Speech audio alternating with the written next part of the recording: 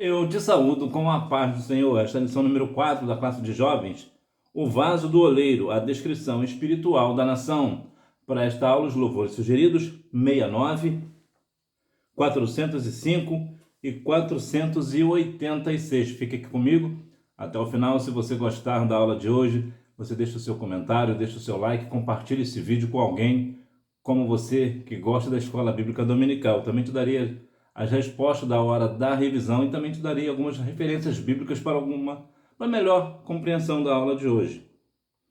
Se porventura eu estiver falhando na leitura, você não repara, eu estou com um problema muito sério na minha visão e muitas vezes eu vejo muitas coisas embaralhadas, então eu não consigo ler corretamente. Então você, por favor, me perdoe nesse ponto. Texto principal. Mas, ó homem, quem és tu, que a Deus replicas? Porventura, a coisa formada dirá ao que a formou, por que me fizeste assim? Aos Romanos capítulo 9, versículo 20. De maneira nenhuma a criatura pode perguntar para o Criador por que o Criador a fez assim. Da mesma forma, somos nós, né? Nós somos criaturas de Deus, então nós não devemos de maneira nenhuma questionar a Deus nesse sentido. Resumo da lição.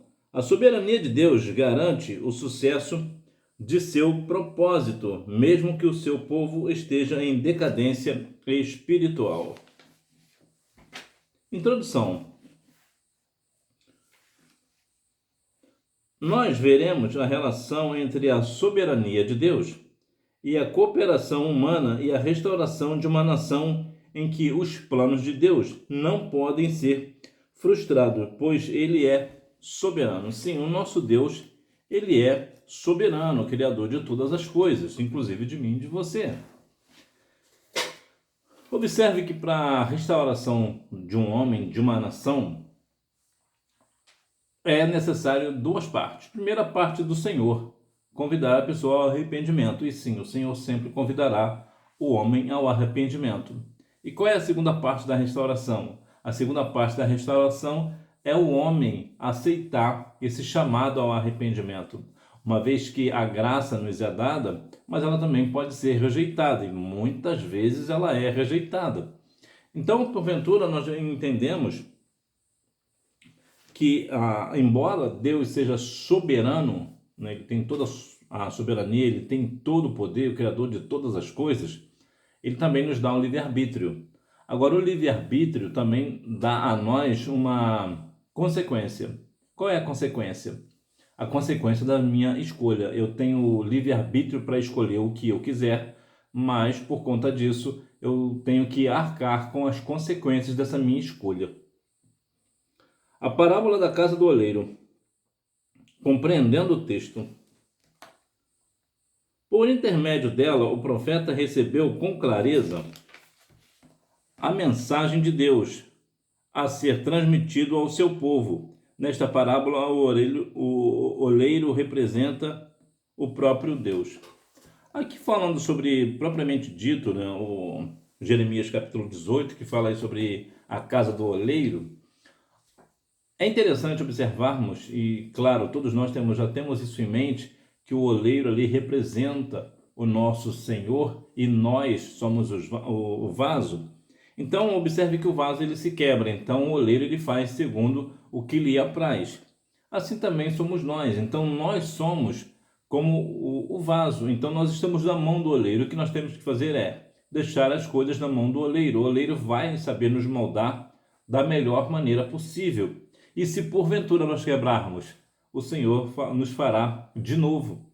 Agora é importante notarmos que a questão do vaso nos traz uma questão muito interessante sobre a questão do que está dentro do vaso. Muitas vezes pode ser um vaso de ouro, por exemplo. O vaso de ouro ele vai ter muito valor, né?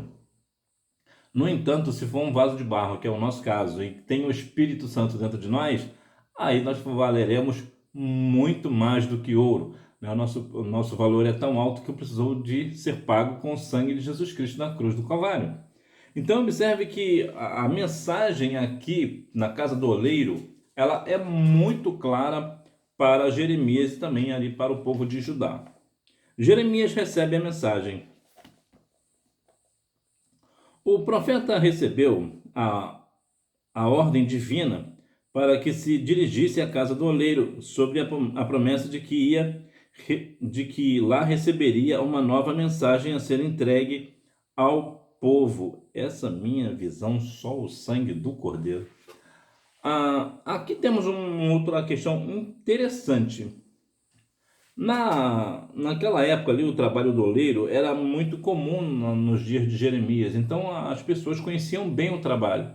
Então a casa do oleiro, que era um lugar extremamente comum, isso aqui eu quero trazer uma reflexão interessante para a sua vida. Então observe que aqui nós temos um lugar completamente comum a todas as pessoas, mas aqui é que mora o segredo do negócio.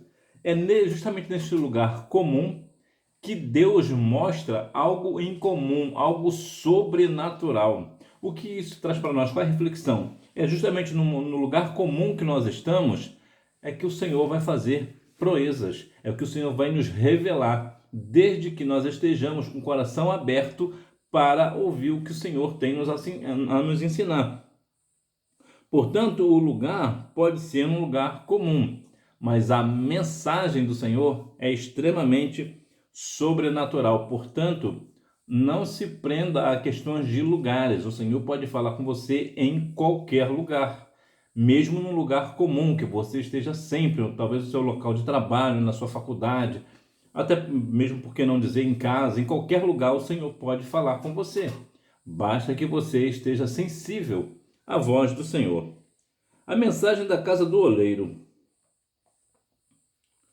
O conteúdo central da mensagem que Jeremias recebeu de Deus na casa do oleiro mostra a seguinte condição de Judá: não faltava culto, o que faltava era uma adoração genuína. Judá praticava a idolatria.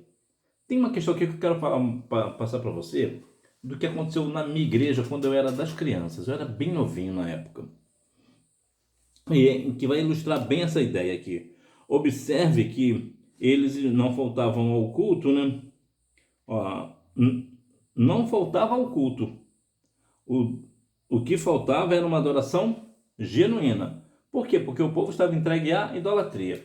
Aconteceu na minha igreja, quando eu tinha mais ou menos uns 10 anos, mais ou menos, duas irmãs que sentavam no grupo de irmãs, que cantavam com um grupo do círculo de oração da minha igreja. O que elas faziam? Elas adoravam a Deus no templo e depois foi descoberto que depois elas faziam o quê? Trabalhavam com questões do candomblé. Ou seja, estavam envolvidas em questões de idolatria, em questões de culto pagão. Olha que situação, dentro da igreja, louvando a Deus, mas quando saíram três irmãs, né? Três irmãs do círculo de oração, elas não eram irmãs sanguíneas, né? Irmãs biológicas, eram irmãs em Cristo. Então, se é que pode chamar isso de irmã em Cristo, né? Então, observe que eram três irmãs idôneas, não eram irmãs novas, né? Eram irmãs idôneas, conhecedoras da palavra, que cantavam no círculo de oração, mas que faziam, uma fazia simpatia com coisas disso e daquilo, essas questões de colocar água, né, num monte, num monte de mato escondido e colocar alguns nomes lá, era um tipo de bruxaria, né? Então, e também eram envolvidas com questões de macumba, né? Não sei se macumba do candomblé, tem uma diferença entre macumba e candomblé, eu não sei exatamente o que elas faziam, mas elas eram envolvidas nesse negócio. Era exatamente o que estava acontecendo com Judá. Judá estava dentro da igreja cultuando a Deus, mas quando saía estavam completamente entregues à idolatria. E não é diferente nos dias atuais. Nós vemos pessoas hoje que estão dentro da igreja, mas que estão envolvidos com a maçonaria, por exemplo. Líderes, né, pastores, principalmente, né, pastores, né, do alto escalão, né, pastores renomados, que fazem o quê? Ministram a ceia do Senhor, cantam, estão ali no ministério, mas fora disso estão aonde? Estão na maçonaria. Então observe que estão servindo a dois deuses. Então observe que esses pastores que assim o fazem padecerão a eternidade sem o Senhor. Não irão morar nas mansões celestiais, caso não se arrependam, né? Pode ser que se arrependam, né? Então, observe que muitas vezes a igreja está talvez até repleta, estão cantando louvores ao Senhor, a orquestra está bonita, o coral está bonito, as irmãs estão cantando bonito, os adolescentes, as crianças, está todo mundo muito bonito, mas na verdade tem pessoas envolvidas com questões de outras religiões, na maçonaria, por exemplo, né, ou mesmo no candomblé, na macumba, enfim. Então observe que nós não somos desta prática, né? Hoje falamos muito, né, ou nós não, né, o povo fala muito de ecumenismo, que tem que juntar todas as religiões, e nós somos diferentes, nós não somos melhores do que eles, nós somos diferentes. Por que nós somos diferentes? Porque o Senhor nos chamou para esta missão de pregar o Evangelho. O Evangelho é uma religião que não se mistura com as demais. O candomblé, ele pode andar de mãos dadas com a macumba, por exemplo, com muçulmano, com tudo isso daí. Eles podem fazer tudo um templo só e cultuar os deuses deles da maneira dele. Nós não. Por que não? Porque se assim o fizermos, nós perderemos a nossa salvação. E é por isso que as religiões são contra o cristianismo, porque o cristianismo não pode se misturar. Nós não somos, de forma direta, né? O cristão verdadeiro, ele não é manipulado, ele não vai atrás de outras religiões. Mateus capítulo 5, versículo 13 nos diz o quê? Que nós somos o sal da terra. Observe que o sal não é o sal que dá o sabor.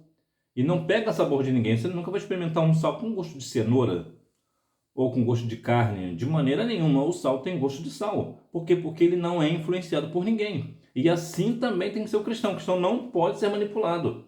Nós somos contra essas religiões? Não, de maneira nenhuma. Cada um segue a sua.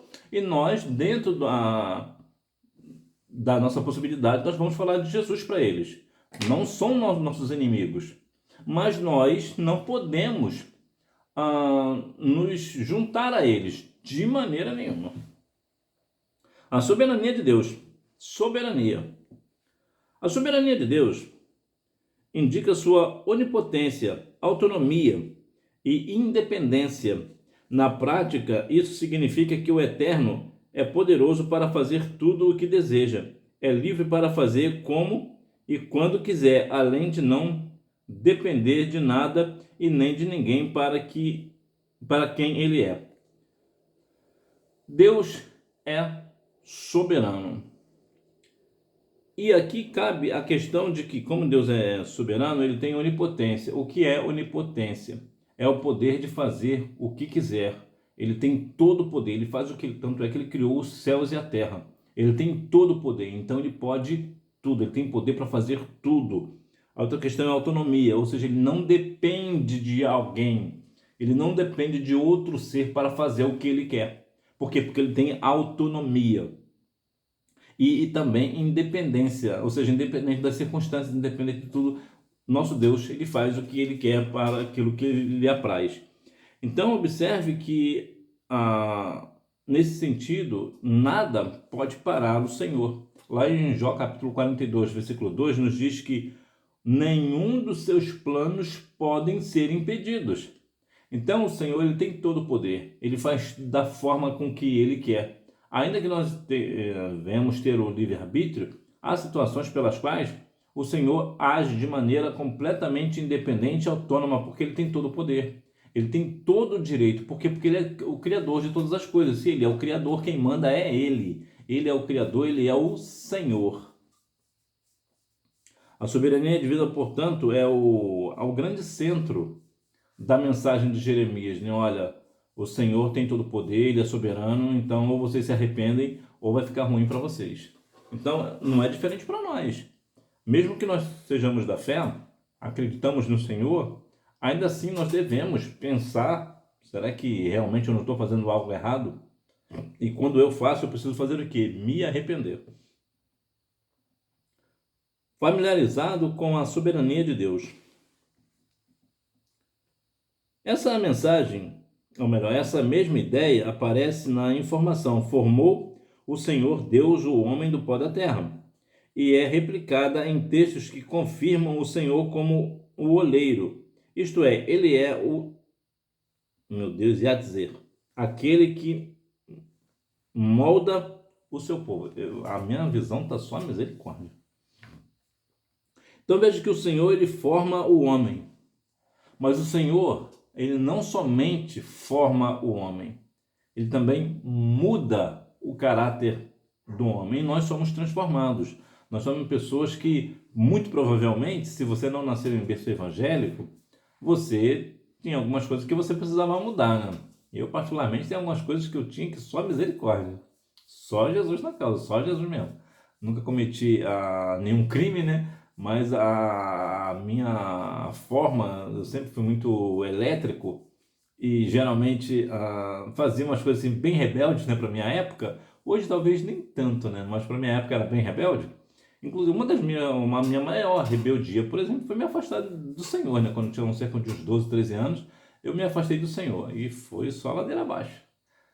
Graças a Deus, Deus me deu a oportunidade de voltar para os seus santos caminhos.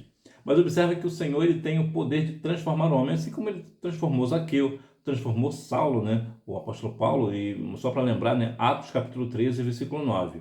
Saulo e Paulo tinham o mesmo nome, aliás, era o mesmo nome, era a mesma pessoa. Deus não mudou o nome de Saulo para Paulo, eles tinham os dois nomes. Então, observe que o caráter do apóstolo Paulo foi completamente transformado. O caráter de Pedro foi transformado. Por quê? Porque o Senhor transforma. Inclusive, curiosamente, o primeiro milagre que Jesus operou foi o quê? Foi transformar a água em vinho. Então, o Senhor, ele é perito nesse negócio de transformação. Então, independente das coisas da vida que você está levando, às vezes está numa situação difícil, não se preocupe, o Senhor, ele tem todo o poder de transformar a sua situação, transformar uma pessoa pela qual você está orando, que todo mundo diz, olha, para essa pessoa não tem jeito. Sim, tem jeito, para o Senhor tem jeito. Então não perca a esperança, não perca a fé no Senhor, porque o Senhor, ele transforma o caráter do ser humano. A cooperação humana, logo além da soberania divina, haveria também o livre-arbítrio das pessoas em aceitar ou não a mensagem. No entanto, caso houvesse a aceitação da mensagem e arrependimento, Deus daria outro rumo à história de seu povo, em vez de entregá-la aos inimigos. Então observe que quando há uma aceitação da mensagem de arrependimento, o Senhor muda o quadro do negócio. O Senhor não vai entregar os seus ao adversário, ou mesmo não ao adversário propriamente dito, né? Não Satanás, né? Eu digo ao adversário humano. No caso aqui de Judá seria os babilônicos. O Senhor entregou Judá ao povo da Babilônia. Por quê? Porque Judá não se arrependeu. Quando há um arrependimento, o Senhor, ele sempre tem uma palavra de esperança, de restauração para aquela pessoa que se arrepende, ou para aquela nação que se arrepende, como foi o caso de Nínive, na primeira vez com Jonas, mas infelizmente não aconteceu de novo quando foi Naum. Então observe que o Senhor, ele sempre tem uma palavra de esperança para as pessoas que se arrependem. Entretanto, observe bem, ele o protegia deles, né? Mas caso não lhe desse ouvido, o mal seria inevitável. Por que o mal é inevitável para a pessoa que não se arrepende? Porque Deus faz o mal? Não. Porque uma vez que uma pessoa diz não a Deus, o Senhor se afasta. Lembra do livre-arbítrio? Então, se uma pessoa não quer a Deus, o Senhor, vamos colocar aqui no nosso linguajar, né? Deus respeita o direito da pessoa não querer a Ele. Então, o que Ele faz? Ele se afasta dessa pessoa, ou seja, Ele tira a proteção dessa pessoa. Então, essa pessoa fica fragilizada. Então, o mal certamente chegará ali, porque o mal não pode ver alguém desprotegido que vai acontecer o pior. Então, o adversário, né, Satanás, ele não tem pena de ninguém. Então, uma vez que ele observa que Deus não está protegendo uma pessoa específica, ele vai fazer com aquela pessoa, vai destruir a vida daquela pessoa, ainda mais com uma pessoa que outrora confiava no Senhor, outrora uma pessoa que falava em nome de Jesus, que pregava em nome de Jesus, que expulsava demônios no nome de Jesus. Então, verdadeiramente, é essa pessoa que realmente o adversário vai vir com muita fúria. Como Deus não está protegendo mais essa pessoa, porque essa pessoa disse não a Deus, então o pior sempre irá acontecer. Às vezes Satanás não mata essa pessoa. Às vezes o que o diabo faz é destruir a pessoa, né? O caráter da pessoa. A pessoa que outrora falava em nome de Jesus, agora é contra Cristo. E o adversário vai aumentando ainda mais as questões a ponto de que essa pessoa passe até mesmo a viver uma vida mendigando, por exemplo, alimento ou coisas dessa natureza. Ou seja, o adversário vai destruindo a vida da pessoa até que essa pessoa fica completamente deformada, né, no sentido até caracterizado da pessoa, né, nem parece que é uma pessoa que outrora falava em nome do Senhor e agora está vivendo essa vida de vergonha, de humilhação. Recentemente saiu uma nota de um pastor, só para te dar um exemplo, de que ele falava contra a homossexualidade, mas o que aconteceu com ele? Ele não vigiou e hoje mora com outro homem. Ou seja, ele é casado com outro homem, ou seja, um homem que falou contra a homossexualidade agora está envolvido com a homossexualidade. É isso que o adversário faz. Ele destrói o caráter da pessoa, diferente de Deus. Deus transforma o caráter de uma pessoa. Portanto, quando uma pessoa diz não, o mal será inevitável. Quando uma pessoa diz não a Deus, o mal será inevitável. Advertência, sim. Esperança e amor, também. Advertência divina. A presença de Deus e o seu interesse pelo povo fundamentaram a mensagem recebida a partir do que Jeremias viu na casa do oleiro, a fim de tocar a consciência de Judá para que se voltasse para Deus e se arrependesse de seus maus caminhos. Observe que sempre Jeremias está falando, sempre batendo na mesma tecla. É sempre a questão do arrependimento. Volta para o Senhor. Nós vivemos um mundo hoje que a igreja, de modo geral, prega sobre muita coisa. E é importante que se pregue mesmo, é importante. Entretanto, observe que há alguns pontos específicos a igreja não tem falado mais. Uma das coisas que a igreja tem falado pouco, não é nem que não tem falado mais, né, mas tem falado muito pouco, é sobre a questão de arrependimento. É sobre questões de restauração. A igreja parece que está acostumada com essa questão de falta de interesse de buscar a Deus com mais profundidade. Porque quando nós olhamos para uma perspectiva cristã, para uma perspectiva do Evangelho, eu estive conversando ainda hoje com uma pessoa que parece que o Evangelho parece que mudou. As pessoas hoje, né, eu estava falando justamente sobre os jovens, que infelizmente os jovens hoje, e não é culpa de vocês, né, porque vocês não foram ensinados, mas o jovem hoje parece não compreender, não entender o que é uma visão, uma revelação, por exemplo. Um batismo com o Espírito Santo. Por quê? Porque não é mais pregado na igreja. A igreja parece que virou um centro de ajuntamento de pessoas para talvez um cantar ou ouvir um sermão ou coisa do tipo, e não passa disso. E qual a questão disso? A Bíblia nos relata que o Evangelho do Senhor é o Evangelho não somente de palavra, mas também de poder. Mas se o jovem não cresce numa igreja, que ele não vê ninguém ser batizado com o Espírito Santo, ele não vê Deus agindo com visão e revelação, então ele não consegue compreender quando ele vai numa outra igreja, por exemplo, e acontece uma questão dessa, ele fica meio que perdido, ele não sabe se realmente aquilo é de Deus ou não, porque ele não é acostumado com a situação. E por que esse tipo de poder não acontece na igreja? Porque falta pregar sobre arrependimento. Porque uma vez que a pessoa está em pecado e não se fala de arrependimento, essa pessoa vai viver na vida do pecado e achar que está tudo bem.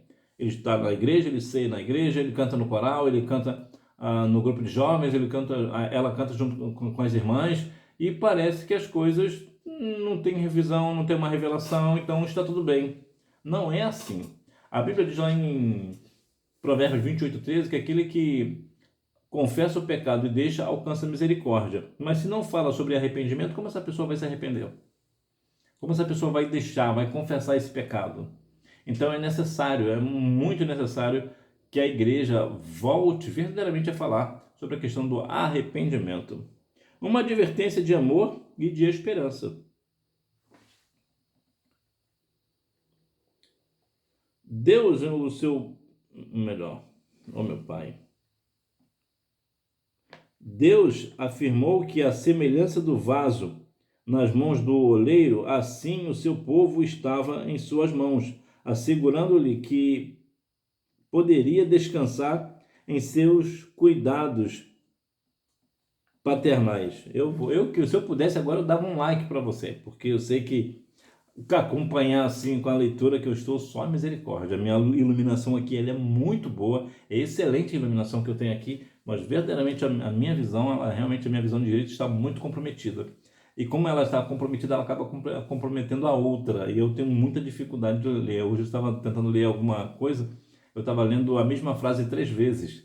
Eu estava 3 frases, uma em cima da outra, uma no meio, estava só misericórdia. E aqui é a mesma coisa.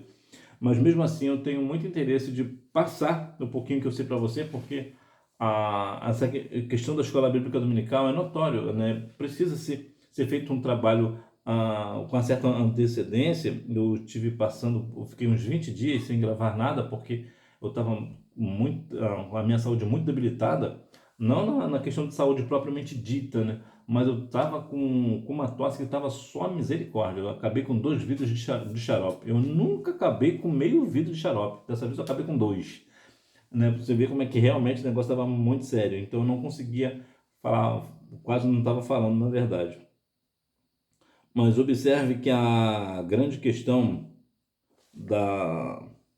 nós vemos que o Senhor, apesar de dar sempre uma advertência, ele tem sempre uma palavra de amor e de esperança. As Lamentações de Jeremias, a falar que põe o seu rosto no pó porque talvez ainda haja esperança. 3:29 de Jeremias. Né? Quando nós falamos sobre esperança, temos a esperança no Senhor.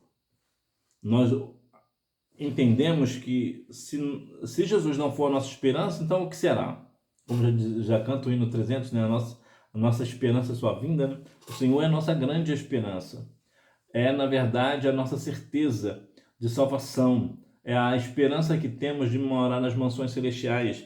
Então, é importante, jovem, que você realmente receba a palavra de esperança no seu coração, que você verdadeiramente aceite a Cristo como Salvador no profundo da sua alma, porque muitas vezes você está na igreja, mas não aceitou a Cristo como Salvador. Eu já falei aqui algumas vezes, mas eu gosto muito de contar isso.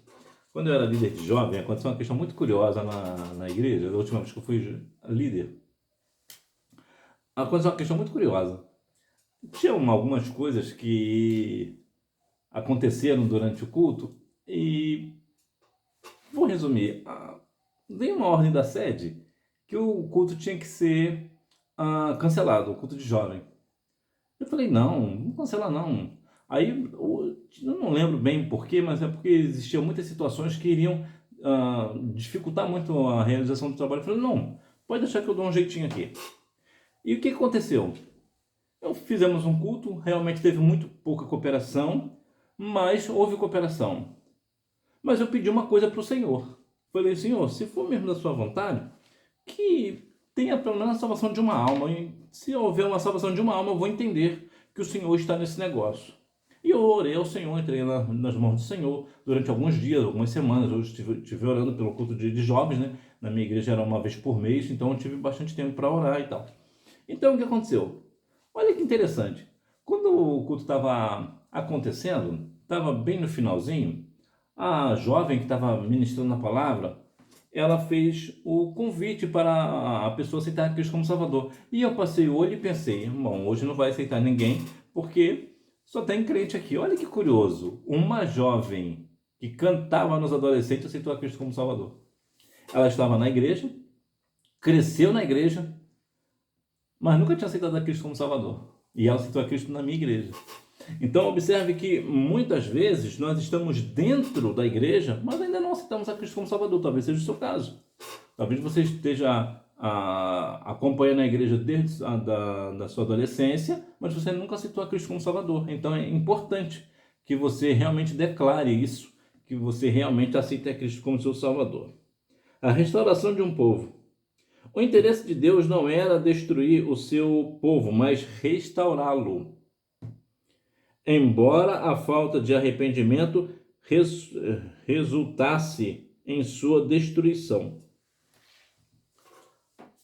Observe que desde quando comecei aqui, eu só falo de arrependimento porque é a palavra-chave para nós hoje.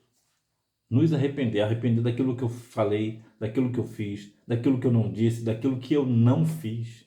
Nós devemos nos arrepender dos pecados que nós cometemos, porque num momento de raiva, né, de ira, né, nós acabamos falando coisas que nós não devemos, fazendo coisas que nós não devemos. Então é muito importante que nós venhamos realmente trazer essa questão do arrependimento para o nosso coração. Por quê?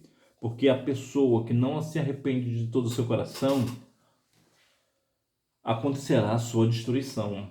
E a destruição aqui é sempre no sentido espiritual.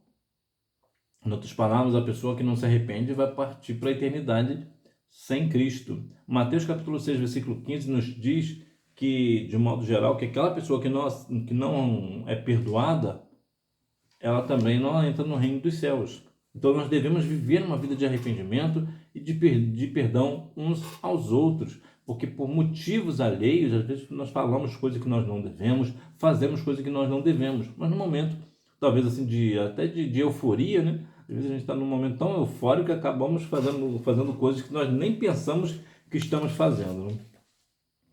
Conclusão. O capítulo 18 de Jeremias traz uma mensagem de advertência, de exortação, de amor e de esperança a um povo pela qual Deus tem um amor incondicional, mas que lhe exige santidade e, em alguns momentos, arrependimento e mudança de rota.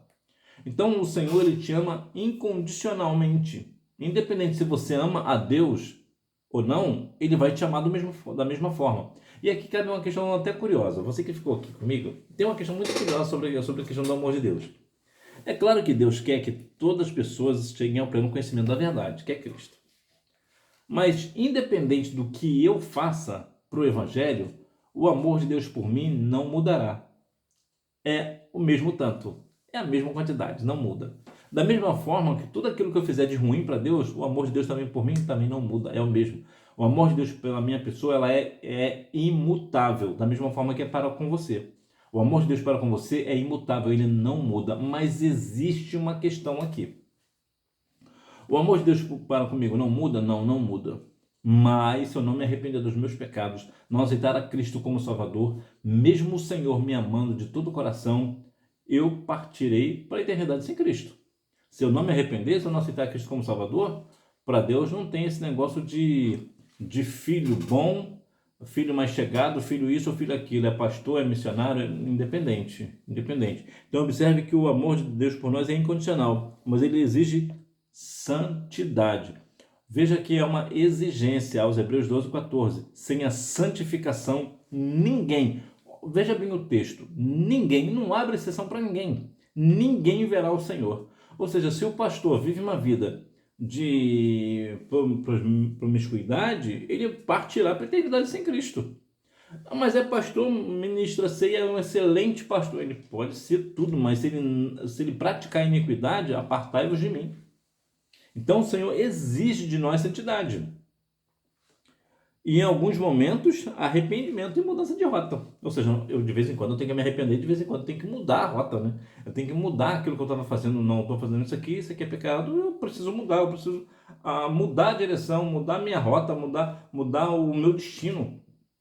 Preciso tomar essa atitude. Porque aquilo que eu falei para você no início, a questão da restauração, o Senhor vai fazer a parte dele de me chamar para o arrependimento. Qual é a minha parte? Aceitar o convite para o arrependimento. E me arrepender e mudar a minha rota. Aquilo que eu pecava, eu não posso pecar mais. Eu preciso viver uma vida de santidade. Hora da revisão. Número 1.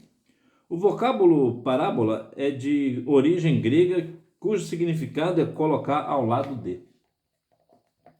Número 2. Nas Escrituras Sagradas, o seu uso visa transmitir uma mensagem e valores espirituais por meio de linguagem fácil já conhecida, favorecendo assim a sua compreensão. Número 3. No capítulo 18, no livro de Jeremias, encontramos a parábola da casa do oleiro. Número 4. O vaso de barro representa o povo de Judá. Número 5. O conteúdo central da mensagem que Jeremias recebeu de Deus na casa do oleiro mostra a seguinte condição de Judá: não faltava culto, o que faltava era adoração genuína, e Judá praticava a idolatria. Então, que Deus em Cristo continue abençoando a sua vida. Agradeço pela sua paciência, ver que realmente estou com muita dificuldade para ler. Mas que Deus em Cristo continue abençoando a sua vida. Eu vou te dar um exemplo de como está a minha visão. Eu sempre usei o meu celular, por exemplo, sem nenhum brilho. Meu brilho era zero. E eu lia tudo normal, tudo tranquilo, sem nenhum problema. Hoje, para eu ver alguma coisa, eu tenho que colocar pelo menos a metade do brilho para conseguir ler alguma coisa. Então, só para você ter uma ideia de que realmente eu estou tendo muita dificuldade na minha visão. Então, continue orando para Deus restaurar a minha visão. Semana que vem eu vou passar por mais uma revisão, né, no oftalmologista. Ele vai me dar mais um parecer, né? Já acho que é quarta ou quinta vez que eu passo por oftalmologista. Na verdade, são 4 ou 5 oftalmologistas que estão cuidando da minha visão, né? Mas por enquanto está amenizando algumas vezes, mas geralmente eu estou realmente com um problema muito sério de visão. Esses dias eu estive na igreja, levei minha Bíblia, claro, mas eu nem abri a Bíblia, porque eu não consigo ler. Eu só levei mesmo por levar, porque eu gosto de estar com a Bíblia junto comigo, mas eu não consigo ler. Mas que Deus em Cristo continue abençoando a sua vida. Muito agradecido pela sua paciência de estar comigo até agora.